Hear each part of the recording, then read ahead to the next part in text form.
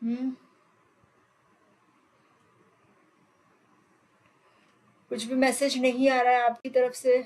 हाँ, I am feeling like I am the only one. Okay.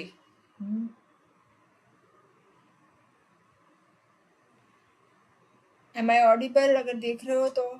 हाँ, okay, ठीक है, चलो। तो आज का सेशन स्टार्ट करते हैं। आज का तो सेशन है वो स्ट्रेटेजी सेशन कह सकते हैं ज़्यादा तो। शिवांगी गुप्ता, गुड इवनिंग बेटा, वेलकम टू माय क्लास। तो सभी बच्चों के लिए, ये सिर्फ मेडिकल स्टूडेंट्स के लिए नहीं है, सभी बच्चे जो एग्ज़ाम्स की प्रिपरेशन कर रहे हैं उनके लिए आज का टॉपिक बहुत इंपॉर्टेंट है, how to score good marks in the exams. ठीक है, जो भी एग्ज़ाम के लिए प्रिपेयर कर रहे हैं तो उनको सब, शिवांगी गुड इवनिंग बेटा, हाँ, तो उन सबको अच्छे मार्क्स लाने का डेफिनेटली प्रयत्न होता है कि हमारे सबसे अच्छे मार्क्स आ जाए। ठीक है, पर कैसे? तो सबसे पहला है प्रिपरेशन।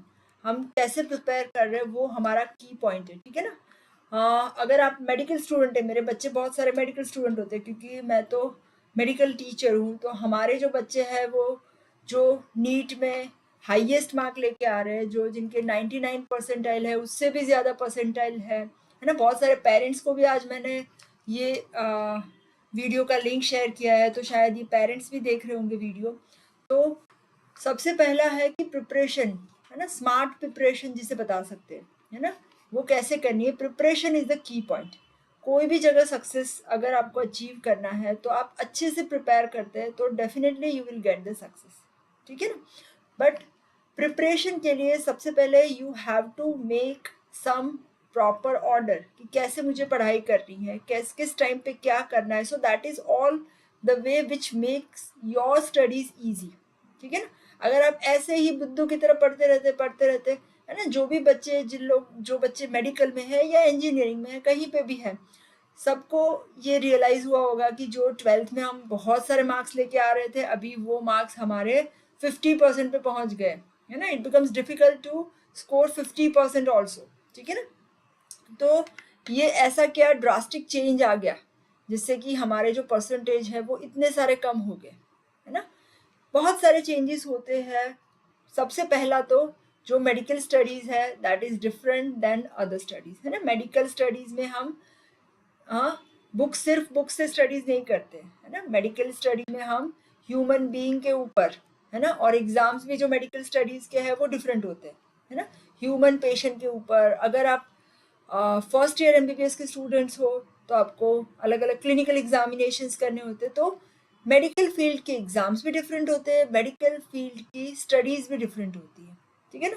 तो that is the one of the major difference because of which students can not score good marks. एक तो सबसे पहला तो ये है। ठीक है। दूसरा, बहुत सारे बच्चे बताते हैं कि मैडम हमें मीडियम का प्रॉब्लम है। ठीक है ना? मैंने यहाँ पे हिंदी क्लासेस इसीलिए स्टार्ट की है ना। बहुत सारे बच्चे, as such medium is not the problem, है ना। अगर हाँ, लाइव क्लासेस में जो जो बच्चे हैं वो अपने क्वेश्चंस चैट बॉक्स में डाल सकते हैं। हालांकि मेरा इंटरनेट थोड़ा स्लो है, लेकिन फिर भी अगर आपको कोई क्वेरी है इन बिटवीन, है ना, तो डेफिनेटली यू कैन। और वीडियो बाद में भी, अगर आप लाइव सेशन नहीं देख रहे हो, बाद में भी देख रहे हो, अगर आपको कोई क्वेरी है, आप मेडिकल स्टूडेंट या कोई भी स्टूडेंट हो, you can definitely put your question. ठीक है। हाँ, तो सबसे पहला है कि जो एग्जाम्स है वो डिफरेंट होते हैं मेडिकल के। ठीक है, सबसे पहली बात। दूसरी बात, स्टडीज भी तो डिफरेंट होती है मेडिकल की। एक मिनट, थोड़ा सा मेरा, हाँ, कनेक्शन, हाँ। तो medical studies also different, that is another thing. हाँ, तीसरा, जो बच्चे बहुत सारे बताते हैं कि मैडम हम तो हिंदी मीडियम से हैं, हम गुजराती मराठी मीडियम से हैं, तो वो भी एक हर्डल, वो हर्डल होता नहीं है बट क्रिएटेड है। बच्चे को दिमाग में लग जाता है कि है नहीं, ये तो मेरा नहीं हो सकता क्योंकि ये हिंदी मीडियम है, हमारा इंग्लिश मीडियम नहीं पढ़ा हुआ है। ठीक है। और एक हर्डल जो बहुत सारे बच्चे मुझे बताते हैं, जैसे कि मैडम हम हॉस्टल में रह के पढ़ रहे हैं, है ना। तो दूसरा, एक और भी बहुत इंपॉर्टेंट बात बता रही हूँ, जो भी बच्चे हॉस्टल में रह के पढ़ रहे हैं तो वो भी ऐसा एक्सक्यूज देते हैं कि मैडम हम हॉस्टल में पढ़ रहे हैं तो हमें घर की याद आती है, घर के जैसे सब फैसिलिटीज नहीं मिलती। बट रहना तो पड़ेगा, कोई ऑप्शन है नहीं। दूसरी बात, अगर आप हॉस्टल में रह रहे हो तो आपको ज़्यादा ध्यान रखना है, पेरेंट्स को भी और स्टूडेंट्स को भी, है ना। पेरेंट्स को इसलिए बताती हूँ क्योंकि अगर आपका बच्चा गलत संगत में चढ़ गया तो उसको बहुत प्रॉब्लम होगी। कोई भी गलत ऐप लग गई उसको तो उसकी पूरी ज़िंदगी खराब हो जाएगी, ठीक है ना। बच्चों को खुद को भी ध्यान रखना है कि हम कोई गलत संगत में नहीं पड़ जाए। पढ़ाई तो बाजू में रह जाएगी और साथ में हमारा जो और कोई एक्स्ट्रा करिकुलर एक्टिविटी या कुछ भी जो हमने चालू कर दिया है वो हमारी पूरी लाइफ को, पूरे कैरियर को ख़त्म कर देगा। तो हॉस्टल का एक डिसएडवांटेज है ये, बट उसका ऑप्शन नहीं है। ऑप्शन एक ही है कि अपने विल पावर को स्ट्रांग बनाओ, ठीक है ना।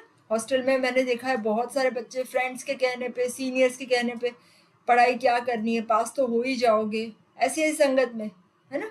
जो पढ़ाकू बच्चा होता है उसको सब लोग चिढ़ाते हैं कि क्यों पूरा दिन पढ़ता रहता है ना। ये बहुत सारे प्रॉब्लम्स होते हैं, आई नो दैट, बट ये सब प्रॉब्लम्स में अगर आप अपना विल पावर स्ट्रांग रखोगे तो you can be the achiever, है ना।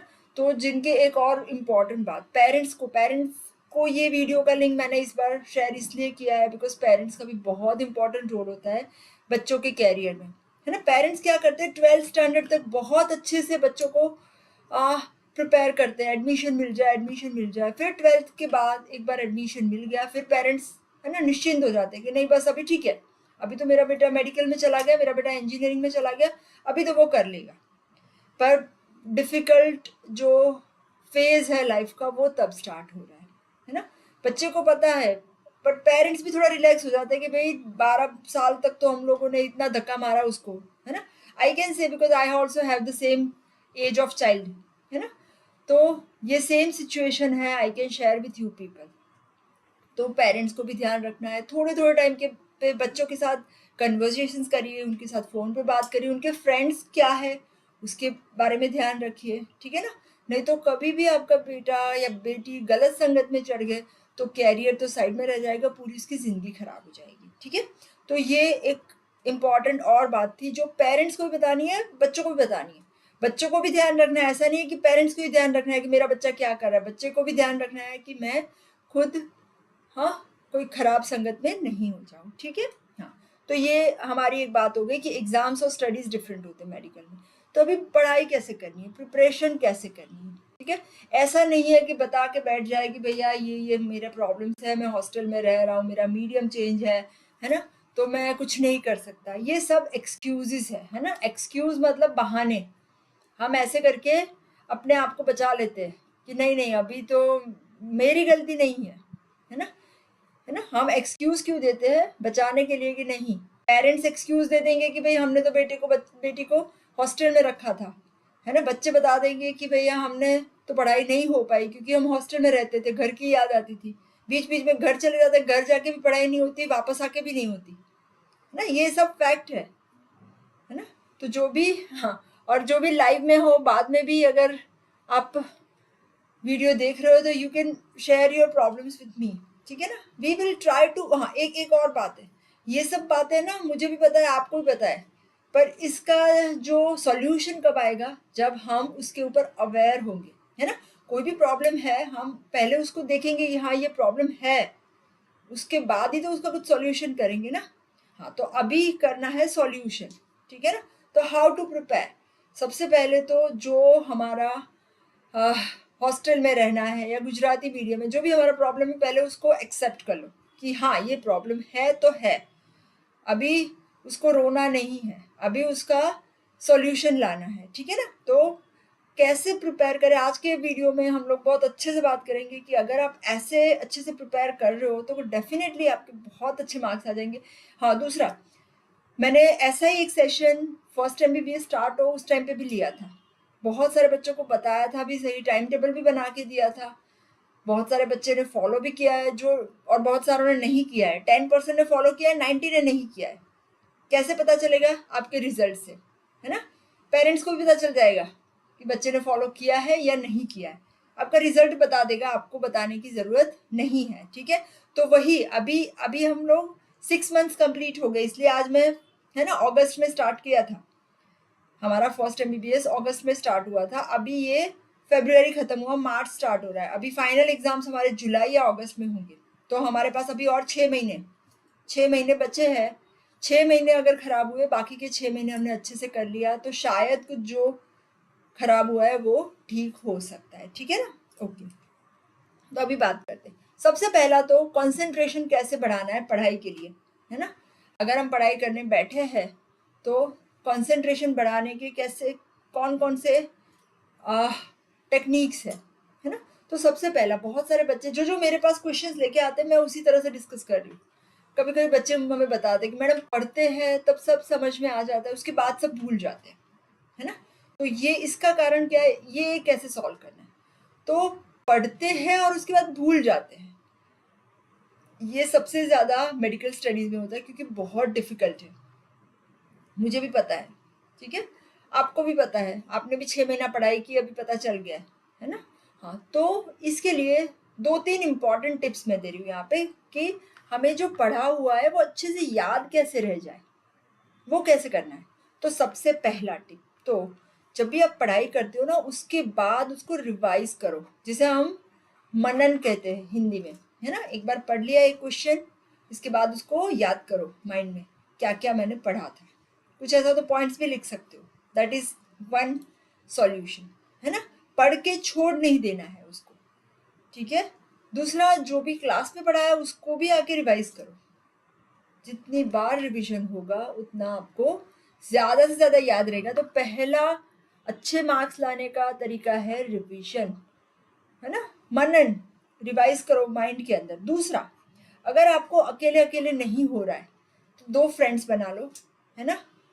तो एक क्वेश्चन एक फ्रेंड करेगा, दूसरा क्वेश्चन दूसरा फ्रेंड दोनों मिलके डिस्कस करो, है ना। तो अगर जब आप अपने फ्रेंड को समझा रहे हो तो आपका पक्का हो जाएगा, उसको भी याद रह जाएगा। तो ये दूसरा इम्पॉर्टेंट मेजर है जिससे आपको बहुत अच्छे से याद रहेगा, ठीक है ना। तो रिवीजन करना है, कोई भी क्वेश्चन एक बार पढ़ के छोड़ नहीं देना है। क्यों? क्योंकि अब तक आप लोग नीट के लिए प्रिपेयर करते। गुड इवनिंग बेटा आनंद, वेलकम टू माय क्लास। तो नीट के लिए जैसे प्रिपेयर करते थे तो सिर्फ एमसीक्यू पढ़ना था, तो उसमें आपको रिवीजन की इतनी ज़रूरत नहीं पड़ती। अभी आपको पूरे लॉन्ग क्वेश्चंस लिखने होते हैं। तो बहुत सारे बच्चे ऐसे भी बताते हैं कि मैडम लॉन्ग क्वेश्चन नहीं लिख पाते, है ना। कई बच्चे ऐसे बताते हैं मैडम हमारा छूट जाता है। हाँ, तो उसका भी सॉल्यूशन हम करते हैं। सपोज आप पेपर लिख रहे हो, आपका पेपर कंप्लीट नहीं हुआ। कई बार ऐसे भी बच्चों को होता है कि पूरा आता है पेपर में सब कुछ ही, पर लिख नहीं पाए तो मार्क्स गए। तो उसका सॉल्यूशन कैसे होता है कि सॉरी, यहाँ पे अगर आप का क्वेश्चन पेपर है, सपोज उसमें आपको 3 घंटे का क्वेश्चन पेपर है, ठीक है। यहाँ पे मैं फिर से बताती हूँ, सपोज ये क्वेश्चन पेपर है, उसमें क्वेश्चन 1 2 3 4, एक सेक्शन में ऐसे 4 क्वेश्चन हो गए, ठीक है। दूसरे सेक्शन में हमारे हो गए 5 6 7 8, ठीक है ना। और हमारे मार्क्स है 100, ठीक है। 3 आवर्स के, good evening Barkha, welcome to my class. 3 hours का हमारा पेपर है, ठीक है ना। ओके, तो 3 घंटे का पेपर है, 100 मार्क्स का पेपर है, ठीक है। हमें बहुत अच्छे से आ रहा है। तो अभी हमें क्या करना है, तो सपोज ये देखो, ये चौथा वाला या और 8वां वाला, ये मोस्टली हमारे एमसीक्यूज होते हैं। मैं हमारे पेपर स्टाइल की बात करूँ तो एमसीक्यू तो आपको 15 मिनट में हो जाएंगे, 10 एमसीक्यूज, ठीक है। इसके बाद का जो है तो ये आपको 1.5 घंटे में ख़त्म करना है। तो हर एक को सॉरी 25 मिनट्स दो, 25 मिनट्स 25 मिनट्स 25 मिनट्स। तो एक क्वेश्चन अगर आप अपने टाइम लिमिट में ख़त्म कर रहे हो पूरा, तो आपका पेपर कंप्लीट हो जाएगा। नहीं तो कुछ बच्चों को क्या होता है, जो क्वेश्चन अच्छा आ रहा है वो लिखते जाते हैं और दूसरा वाला क्वेश्चन ज़रा भी नहीं लिखते, तो उनका स्कोर, क्योंकि अगर सपोज हर एक क्वेश्चन मेरा 15 मार्क्स का है तो इसमें मुझे 15 में से मान लो 12 आ गए, पर ये 0 हो गया तो मेरा एवरेज कम हो जाता है ना। इसके बदले अगर मैंने दोनों लिखे हैं, थोड़ा सा कम भी लिख दिया, तो इसमें भी 8 आ गए, इसमें भी 8 आ गए, तो मेरे हो गए 16। तो अभी स्कोर किसका ज़्यादा हुआ, है ना। तो इसीलिए बहुत इंपॉर्टेंट एक और बात ये है कि कभी कुछ छोड़ना नहीं है ना। कोई भी टॉपिक ऐसा नहीं है गप्पे मारते रहो, पर हमें रिलेटिवली पता होता है कि इसके साथ क्या लिखना है। तो इम्पॉर्टेंट बात है कि आपको जब भी पेपर लिख रहे हैं तो कुछ भी छोड़ना नहीं है। हो सके तो आपका टाइम मैनेजमेंट, आपको आपके पेपर का पता होगा कि मेरे क्वेश्चन पेपर में इतने क्वेश्चंस आने वाले हैं तो मुझे कैसे लिखना है। 5 मिनट ये क्वेश्चन पेपर आने के बाद ये टाइम दे दो कि ये क्वेश्चन पेपर है, मुझे ऐसे लिखना है, ठीक है। तो ये हो गया हमारा एक और। दूसरा, जैसे मैं बताती हूँ, वीडियोस सबसे इम्पॉर्टेंट है ना। क्योंकि जैसे भी हम कुछ चीज़ देखते हैं, विजुअल सुनते हैं, रीडिंग राइटिंग, है ना, तो ये सब चीज़ें हमारी मेमोरी अच्छी बनाते हैं। मैंने बहुत बार बताया, जो मेरे बच्चे हैं ना उनका रैंक आएगा। मैं ऐसे नहीं बताती हूँ, मैं 20 साल से यहाँ पे हूँ, है ना, जो भी मैं बता रही हूँ उसके पीछे कुछ होगा। क्यों ऐसे बोल रही हूँ कि मेरे बच्चों का रैंक आएगा?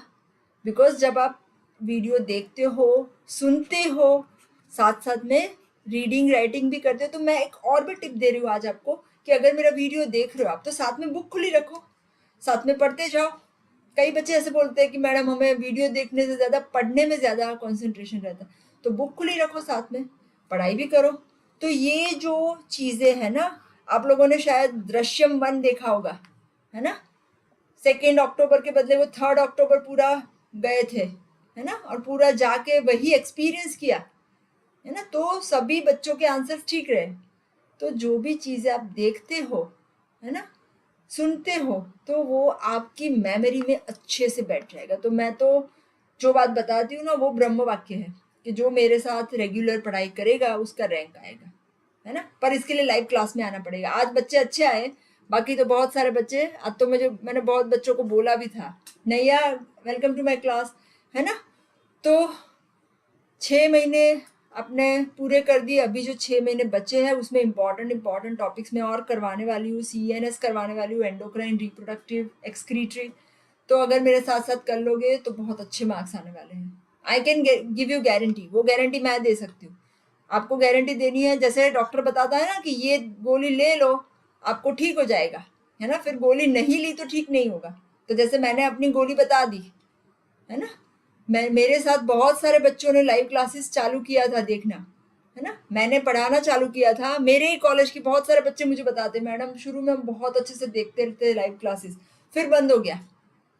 मैंने कहा मैंने तो पढ़ाना बंद नहीं किया, आपने देखना बंद कर दिया ना। तकलीफ तो मुझे ज्यादा होती है ना, मुझे 1 घंटा बोलना है, आपको तो सुनना है बैठ के, है ना। तो कंसिस्टेंसी वो बहुत ही इम्पोर्टेंट कैरेक्टरिस्टिक है। अगर आप कंसिस्टेंटली कर रहे हो तो definitely you will be ahead. नैया इमेजिनेशन हेल्प्स, हाँ यस बेटा। नैया वेलकम टू माय क्लास, आज पहली बार आए हो आप क्लास में, अभी कंटिन्यू करना, ठीक है ना, ओके। फिर एक और इम्पॉर्टेंट बात, कनेक्ट टू कंसेप्ट्स, है ना। सिर्फ आप बुक पढ़ोगे, मैं डेफिनेटली बता रही हूँ कि अगर कोई आपको समझाने वाला नहीं होगा, सिर्फ आप बुक पढ़ते रहोगे, आपको समझ नहीं आएगा। हमेशा फिजियोलॉजी सबसे ज़्यादा कंसेप्चुअल है, आपके कंसेप्ट्स क्लियर होंगे तो आपको बहुत अच्छे से आएगा। अगर आपने रट्टा मारा होगा तो कुछ भी नहीं आएगा। दूसरी इम्पॉर्टेंट, बहुत बहुत इम्पॉर्टेंट बात और बता रही हूँ, मेरे जो 20 years के कैरियर में मैंने देखा है, ठीक है, कि जो बच्चा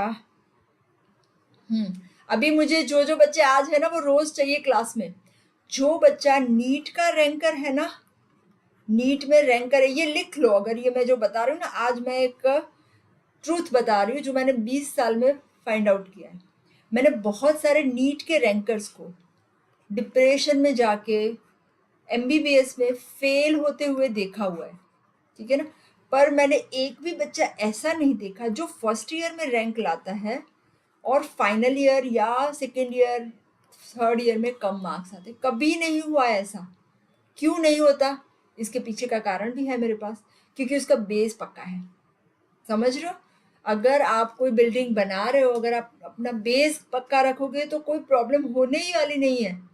बच्चों को क्या है कि हमने नीट में बहुत पढ़ाई की है, अभी शांति, अभी मुझे नहीं पढ़ना है, 2-3 महीने तो उनके वही चले जाते हैं, हाँ हम तो MBBS बन गए। ऐसा नहीं होता। अभी आप लोगों को नहीं पता हो तो मैं बता दूं, अगर आपको फर्स्ट MBBS में 4 ट्रायल लग जाएगी तो आपको MBBS छोड़ना पड़ेगा, है ना। तो जो बच्चे 6 महीने में पास नहीं हो पाए अपने इंटरनल्स में, उनको खास ध्यान रखनी है कि अगर 4 बार ट्रायल लग गई तो फिर आपको मुन्ना भाई की तरह MBBS छोड़ना पड़ेगा, है ना। तो सबसे बढ़िया बात है, अपने कंसेप्ट बना दीजिए, है ना। ये मेरा 20 साल का ऑब्जर्वेशन है। मैंने देखा हुआ है नीट के रैंकर को, हमारे 12th स्टैंडर्ड के रैंकर को डिप्रेशन में जाते हुए, फेल होते हुए। पर अगर जिसने फर्स्ट ईयर ठीक से कर लिया, वो डेफिनेटली फाइनल ईयर तक बहुत अच्छा स्टूडेंट बनेगा। फाइनल ईयर की बात नहीं कर रही हूँ, वो बहुत अच्छा डॉक्टर भी बनेगा, क्योंकि उसका बेस पक्का है ना, उसने समझा है ना। और कोई टीचर आपको समझाता है, वो अपने एक्सपीरियंस से समझाता है, मैं अगर कोई बात बताऊंगी तो मैं क्या बताऊंगी कि बच्चे ये गलती करते हैं, ये आपको नहीं करनी है। और अगर आप खुद पढ़ोगे तो पता नहीं चलेगा। सीनियर्स तो ऐसे ही बोलते पास तो हो जाओगे बेटा, छोड़ दो, है ना? तो ये भी गलत बात है। तो कंसेप्चुअल पढ़ना है, इसके इसीलिए मैंने ये चैनल में लाइव क्लासेस स्टार्ट की है। मुझे भी बहुत प्रॉब्लम होती है, 9 बजे बैठना पड़ता है ना? मेरा सब काम छोड़ के, कभी मेरे 4-4 घंटे लेक्चर होते हैं पूरा दिन में, उसके बाद भी मेरा गला खराब होता है, मैं 1 घंटा यहाँ बैठती हूँ। इसका एक ही कारण है, मुझे एक ही चीज़ चाहिए, मुझे अच्छे डॉक्टर्स बनाने हैं, है ना? मुझे कुछ और कोई इंटेंशन नहीं है यहाँ पढ़ाने का, ठीक है? ओके, चलो। हाँ, तो अभी कंसंट्रेशन बढ़ाना है जब पढ़ाई कर रहे हैं, तो उसके लिए हमें बाकी सब चीज़ों को टाटा बाय बाय करना पड़ेगा जब हम पढ़ने बैठे हैं तब, है ना? तो हमारे जो डिस्ट्रैक्शन, सबसे बड़ा डिस्ट्रैक्शन यहाँ दिखाई दे रहा है, मोबाइल, है ना? उसमें सब कुछ आ जाता है, WhatsApp, Facebook, Instagram and all, है ना? सब छोड़ना है सबसे पहले। तो role of information from social media, तो ये बहुत बहुत बड़ी बात है कि जो हम सोशल मीडिया से इंफॉर्मेशन लेते हैं वो हमारे दिमाग के जो ब्रेन के एरियाज है ना उसको फिल कर देती है, तो फिर पढ़ाई में ध्यान नहीं रहता। अभी एक इम्पॉर्टेंट और बात भी करनी है। आजकल बच्चे रील्स बहुत देखते हैं, मेरे बहुत सारे बच्चे, है ना, मैंने देखा है रील्स देखते हैं। तो बहुत ही मैं रिक्वेस्ट करके आपको बोल रही हूँ कि प्लीज ये रील्स देखना बंद कर दीजिए। पढ़ाई नहीं हो तो चलेगा, क्यों, उसका कारण बता दूं। क्योंकि जब हम रील्स देखते हैं ना, रील्स होती है 30 सेकेंड्स की, 60 सेकेंड्स की, तो ये जो, इससे 3 नुकसान होते हैं, 3। एक नंबर, हमारा कंसंट्रेशन सिर्फ 30 सेकेंड तक रहेगा, इसके बाद नहीं हम कंसंट्रेशन कर पाएंगे। 30 सेकेंड के बाद मुझे कुछ नया चाहिए, फिर मैं 2 घंटे पढ़ाई नहीं कर पाऊंगी। तो रील्स देखने से एक नुकसान क्या होगा, मेरा कंसंट्रेशन गया। दूसरा, जब हम रील्स देखते हैं ना, तो आप गूगल कर लेना, हमारे ब्रेन में एक न्यूरोट्रांसमीटर सिक्रीट होता है जिसका नाम है डोपामिन, जिसे हमें मजा आता है बहुत, इसलिए हम देखते रहते हैं। पर ये जो डोपामिन है ना वो लिमिटेड होता है। अगर ये डोपामिन पूरा हो गया ना तो फिर होता है डिप्रेशन। इसलिए मैं आज का सेशन इसीलिए कर रही हूँ, क्योंकि एक तो ऑलरेडी हमारे बच्चों को स्ट्रेस होता है जिसमें डोपामिन चाहिए, और रील्स देख देख के हमने वो पूरा कर दिया। जैसे फॉर एग्जांपल हमारे पेरेंट्स हमें पॉकेट मनी दे रहे, हम हॉस्टल में रह रहे, हमें इमरजेंसी में चाहिए और हमने उड़ा दिए, हम ये बात कर रहे हैं। तो डोपामिन जो है वो सिक्रीशन बंद हो जाएगा, कम हो जाएगा, तो बच्चा डिप्रेशन में चला जाएगा। पेरेंट्स को भी बता रही हूँ, पेरेंट्स की भी ये रिस्पॉन्सिबिलिटी है ना? एज ए टीचर हम लोग 200 बच्चों तक नहीं पहुंच सकते, बट एज ए पेरेंट आपका तो एक ही बच्चा है या 2 बच्चे हैं, है ना? तो you can take care of your child, है ना? मैं 200 बच्चों को नहीं बोल सकती कि रील्स मत देखो, लेकिन आप अपने बच्चे को तो, है ना, कर सकते हैं कि बेटा आप रील्स मत देखो, है ना? मैं as as a teacher I can say, but मैं एक एक को पकड़ के नहीं बोल सकती। तो एक देखो, एक हमारा डिसएडवांटेज हुआ, कंसंट्रेशन नहीं रहेगा।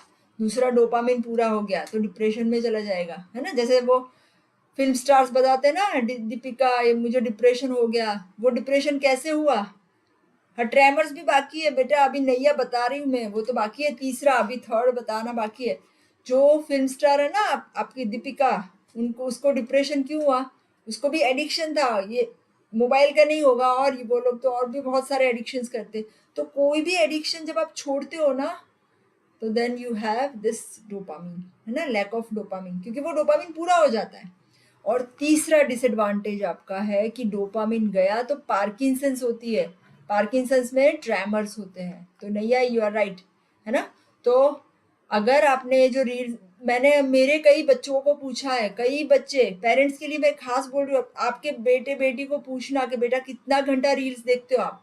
मेरे कई स्टूडेंट 2-2, 3-3 घंटे रील्स देखते हैं, है ना?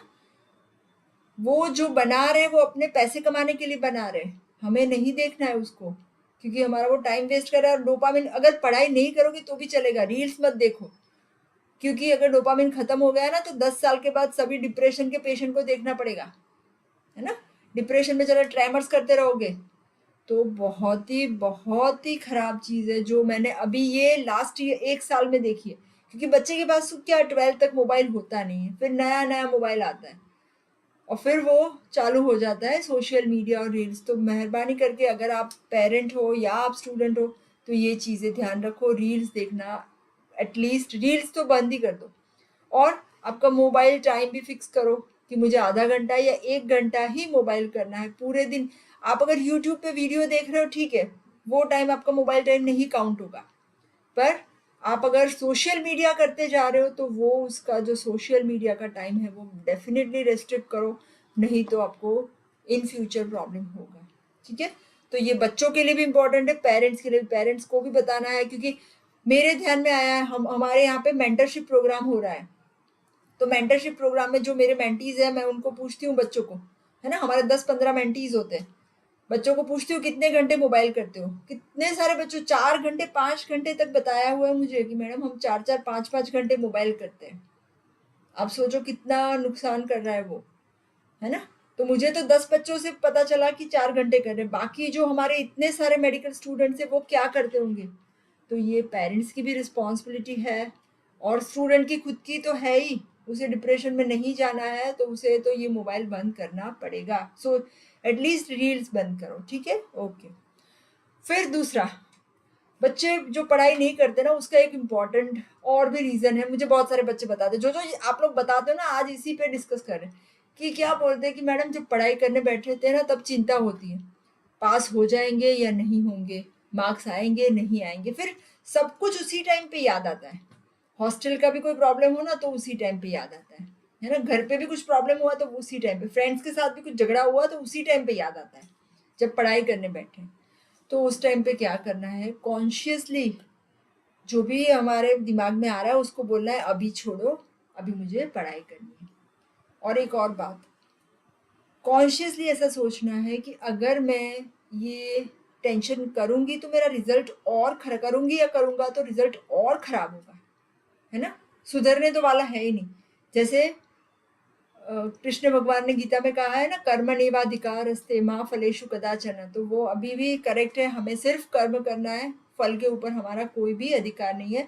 तो वो याद रखना है कि भगवान ने कहा है तो हमें अभी ये चिंता, और क्योंकि हमारे हाथ में ही नहीं है, मैं कितनी भी टेंशन कर लूँ अगर वो मेरे हाथ में है ही नहीं तो मैं कैसे उसको चेंज कर सकती हूँ। चेंज करना मेरे हाथ में ऐसे है कि मैं पढ़ाई करूँ, ठीक है ना, ये नॉर्मल है, सबको होता है। मैं आपके जैसे जितनी थी, मैं मेडिकल में पढ़ाई कर रही थी, मुझे भी होता था, है ना, पर हमें तब समझाने वाला कोई था नहीं कि ऐसे करो और बंद करो, ठीक है। तो ये भी एक इम्पॉर्टेंट बात है जो आपको बंद करनी है, ओके, ठीक है। फिर बहुत ही इम्पॉर्टेंट बात, रेगुलर स्टडी। कोई एक बच्चा बहुत ही ज़्यादा स्कॉलर है और कोई एक बच्चा बहुत ही ज़्यादा वीक है, जो वीक वाला बच्चा रेगुलर स्टडी करेगा तो वो डेफिनेटली आगे निकलेगा। हमें पता है ना कछुए और खरगोश की कहानी, कछुआ धीरे धीरे चलता था पर वो आगे निकल गया क्योंकि वो रेगुलरली चलता रहा और खरगोश सो गया, है ना। तो ma'am do you take, yes Naiya, I am taking live classes every day, रोज होता है मेरा लाइव क्लास बेटा। Where are you from, Naiya आप कौन से कहाँ से हो, where are you from, you can join me daily on this platform. From which medical college you are? Okay, तो आप चैट बॉक्स में डाल देना अपना आंसर, और वीडियो को शेयर कर लेना अपने सब फ्रेंड्स के साथ। तो सबसे बढ़िया बात, अगर रेगुलर स्टडी की तो ही अच्छे मार्क्स आएंगे, नहीं तो कुछ नहीं, है ना। ऐसे बोल देंगे कि हाँ मैं तो बहुत होशियार हूँ, कई बच्चे ऐसे होते हैं ना इंग्लिश मीडियम के होते हैं, बहुत अच्छे नीट में मार्क्स लेके आए होते, तो वो तो ऐसे ही पहुंच जाते हैं कि भैया मुझे तो सब आता है। हरिवंदना, ओके गुड, हाँ यू मस्ट बी नोइंग, मेरे रोज लाइव क्लास होते बेटा, ओके। तो रेगुलर स्टडी, ठीक है ना, वो सबसे इम्पॉर्टेंट की पॉइंट है, ओके। फिर एक और इम्पॉर्टेंट बात, प्लान करो, स्टडी का प्लान करो। कभी भी ऐसा नहीं है, कोई भी चीज़ अगर हम लोग एक कहीं जाना होता है घूमने तो भी हम प्लान बनाते हैं ना, ऐसे तो नहीं चले जाते। तो ये तो हमारा पूरा मेडिकल का स्टडी है, तो हमें उसका प्लान बनाना पड़ेगा तभी हम आगे जा पाएंगे, है ना। तो अगर कुछ भी है, सपोज मेरे पास अभी 6 महीने बचे हैं तो मैंने कैसे प्लान बनाया, मैं 1 महीने में 1 सिस्टम कंप्लीट करूंगी, तो 6 महीने में मेरी 6 सिस्टम खत्म हो जाएगी। 6 सिस्टम मैंने ऑलरेडी खत्म कर दी है लाइव क्लासेस में, है ना।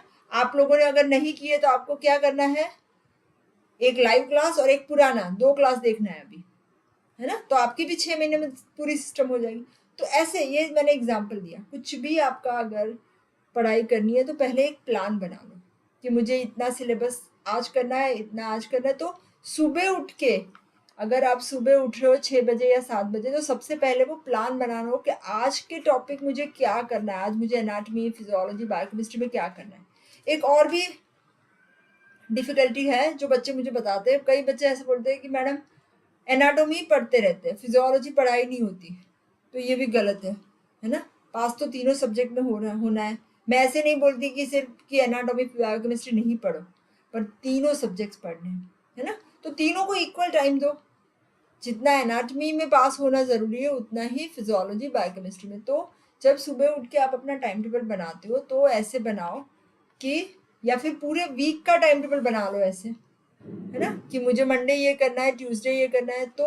तो आपका अच्छे से पढ़ाई होगी। और इम्पॉर्टेंट एक और बात, कि जो टाइम टेबल बना रहे हो उसके ऊपर स्टिक रहो, कि मुझे अगर ऐसा मैंने बोला है कि मुझे 5 टॉपिक फिजियोलॉजी के पूरे करने हैं तो करने ही है, फिर चाहे कुछ भी हो जाए, ठीक है ना?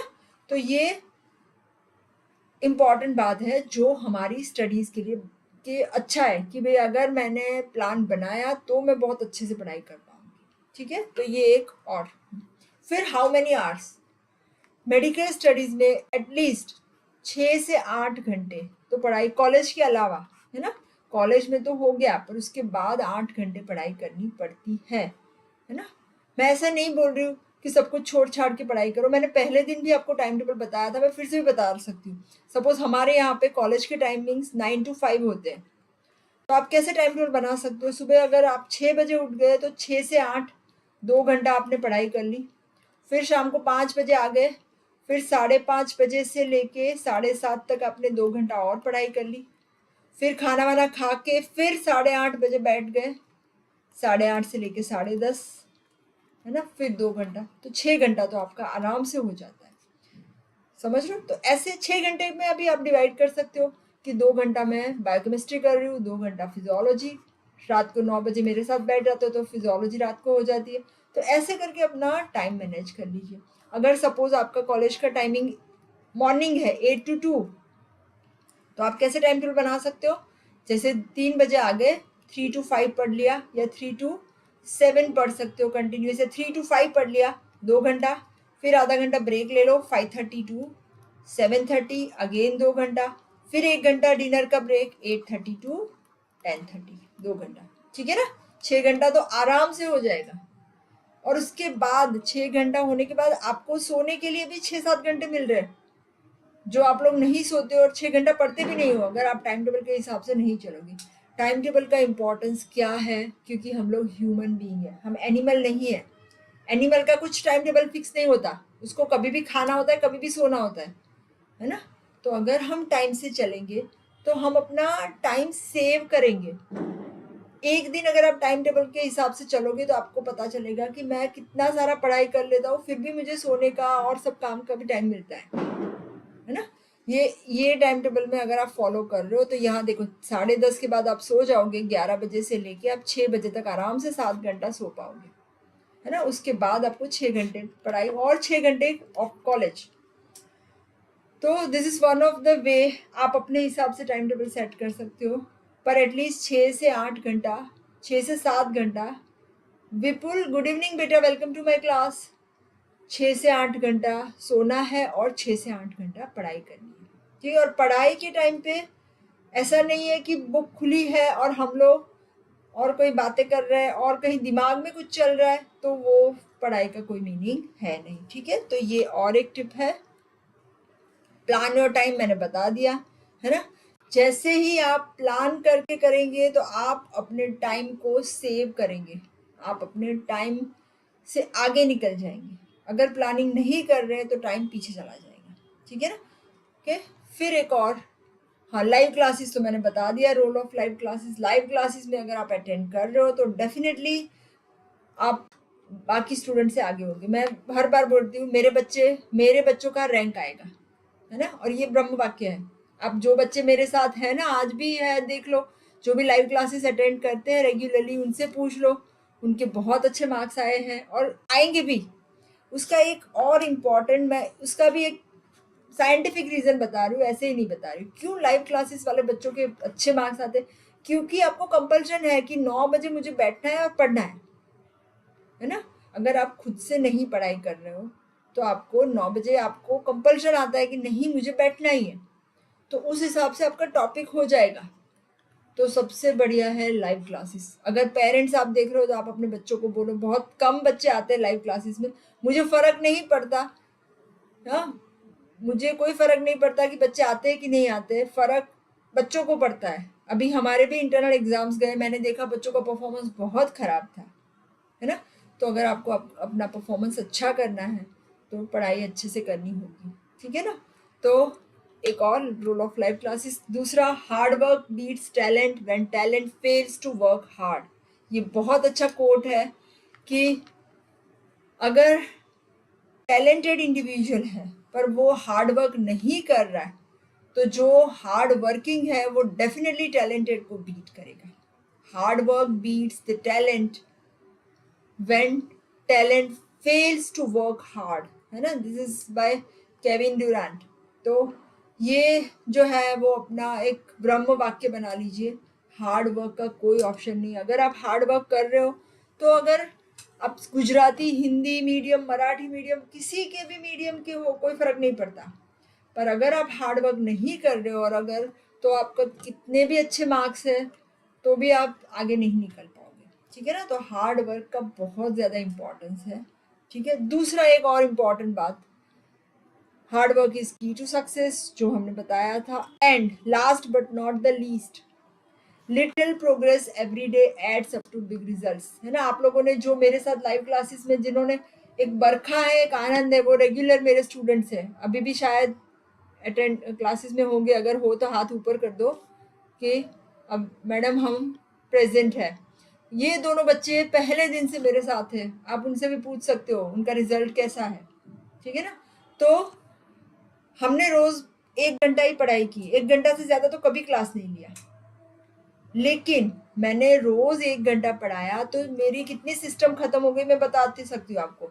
आपकी पूरी कॉलेज वाले जो सब टीचर्स ने मिल के पढ़ाया होगा ना, उतना मैंने अकेले ने पढ़ा दिया। I am not taking the credit, ठीक है? मैं बता रही हूँ आपको। सपोज आपकी, हाँ आनंद, ओके, देखो हम लोगों ने 1 घंटा पढ़ाई की है, ठीक है, फिर भी हमारी कितनी सिस्टम खत्म हो गई। मैं लिस्ट बनाती हूँ, general physiology, non muscle physiology, blood, Barkha, okay, general, non muscle, कौन सी सिस्टम खत्म हो गई हमारी? Respiratory system, digestive system and CVS.